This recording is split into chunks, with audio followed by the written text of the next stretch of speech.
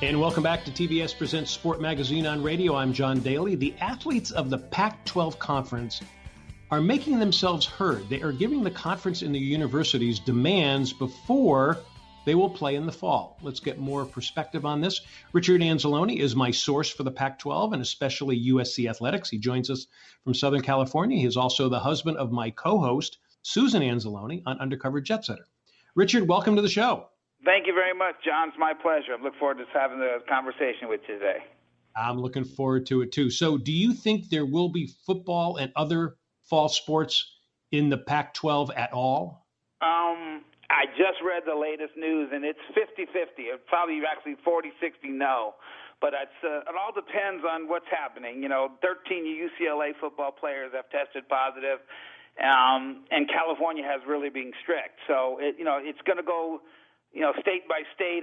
But if Oregon allows it and Colorado allows it and California doesn't, it's not going to be a schedule. So this has become very interesting. They're dealing with many, many different factors this year. Not only is COVID a major factor, and obviously, but there's also been, this is the first year they have revenue sharing with the college athletes that made the deal. They finally are going to get paid to stick around a little bit, and that deal, they want 50% of the revenue, and nobody's agreeing on that. So, we're going to finally see. California is saying all sports are dangerous. Oregon and other states, Arizona, are a little bit more open to sports. So I'm not exactly sure that the Pac-12 will be able to come together with the myriad of states to have a season. I agree with you. I agree. Are you surprised at the way the athletes kind of came together, from all the athletes on all the different teams kind of came together kind of like a union? Yeah, no, absolutely. And demanding 50%. I mean, that's their first offer, which, yes, I thought they would get a nice stipend of 30%, 25%. But yes, I'm very surprised at how well organized they have been. I'm sure some outside influences came with that, but I'm very surprised at it. But I'm also going to say this, and the Pac-12 doesn't have all the best players in the nation at the Southeast Conference, and some of the other ones are better. But if I was one of the better players, and in the Pac-12 you got Stanford with two people projected in the top 15 pick, there's Abadeo, the defensive back, and their offensive lineman, I forget the name, but he's a very, very good player. But if I was Trevor Lawrence, who's the overall number one pick in Clemson, I wouldn't play. And the other thing that's interesting for not just the Pac-12 but the entire, and there's a little thing called, it's called redshirt, and it's called medical redshirt. You can redshirt. A lot of players are keeping that option open depending upon how they see the season, so they don't lose this year of eligibility.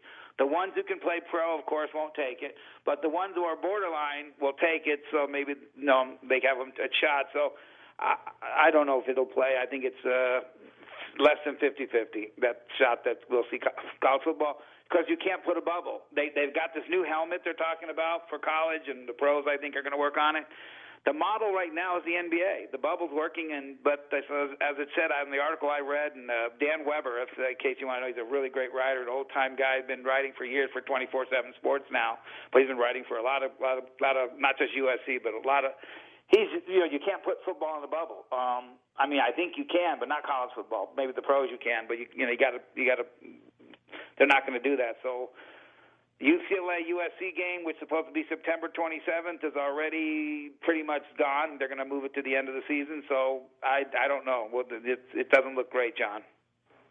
We are talking to Richard Anzalone. He is an observer of everything Pac-12 and USC.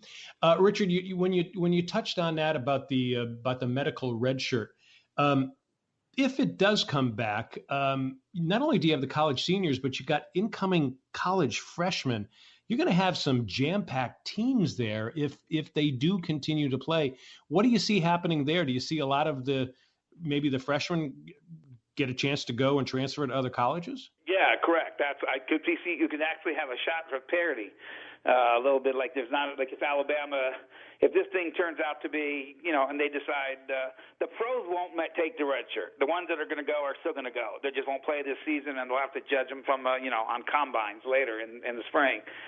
But yeah, I think there'll be a glut of it if it happens. A lot of people will take that extra year if they're not quite on the level of pro and they want one more year to develop. And that freshman means, so say a school could have taken 22 players or 25 players. Now, because of the medical redshirt, they only take 16. Well, it's going to spread the wealth to some teams that normally aren't going to get quality talent. You're watching players in California. What's a little trend here in the California side is the number one player in the nation is a guy named Ken Foreman, and he's a defensive lineman. He's the number one player. And he was considering staying home, going somewhere in California, and SC was his number one choice at the time. He decommitted from Clemson, but he's now going to play.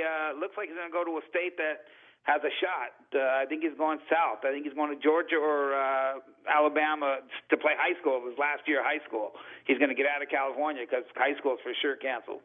So it's very interesting. In other words, they're actually looking at they think they have a shot in the South of buying a high school season. So this is going to be I don't think college sports. We really need to watch for high school and college the health of our athletes, in my opinion. There's USC is the biggest outbreak in the fraternities. They just got 46 people tested positive, and they think it's just the beginning. Now they're going to go through the whole rest of but UCLA had 13 players come back tested positive.